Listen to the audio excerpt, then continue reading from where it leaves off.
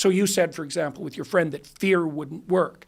Well, alcohol is a pretty good anxiolytic drug, but it's also, for people who are prone to alcoholism, it's a good incentive reward source, like cocaine. If you're going to, you can't get rats addicted to cocaine if they live in a natural environment. They have to be isolated in a cage before they'll bar press to their own death for cocaine.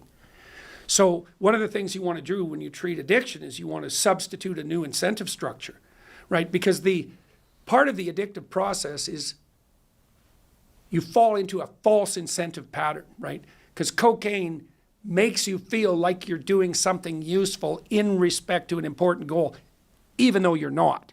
It mimics that. Even if you know you're not. Even if you know it's irrelevant. Say, I've never done cocaine. I would be open about it if I had. I think I like dopaminergic states enough that I've been very scared of doing it, frankly. Also, it wasn't around much just because of when I went to college. It just wasn't a drug that was around much. But it's a remarkable drug in the sense that people who take cocaine seem to be excited about everything. They're in this high dopaminergic state. And their brain becomes exceptionally good at finding cocaine even in the absence of resources, which is pretty remarkable if you think about it. You know, I mean, most people can't find the thing or get the thing they want in the absence of the resources to get it. But people who take hard drugs that really spike dopamine somehow manage. Yeah, sure. Sometimes they find lie, a path. See, sometimes lie, cheat, and steal. Lie, cheat, and steal, but they'll do other things too, right? They'll socialize with people that have it so they don't have to lie, cheat, and steal. It's incredible to see that drug and things like methamphetamine take over people's minds. And now I'm thinking... The pathway appears when the aim is firmly in mind. Right? See, this is another insistence that's derived from the religious literature. So, because the idea there is that if your aim is upward, the pathway forward to that will make itself manifest. And that's true. You just pointed out that it was true in relationship to addiction.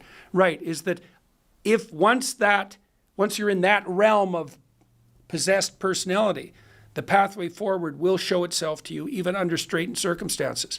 Right, and it's partly because you could think of our perceptual systems and our emotional systems, for that matter, as navigating tools. Right, so now the addicted brain, what they say, the aim is possessed by the substance of addiction, right? So now the highest god is cocaine, let's say. And so now all pathways in the world are pathways to cocaine. All objects in the world are markers on the pathway to cocaine, because it just dominates. But it's not just an impulse.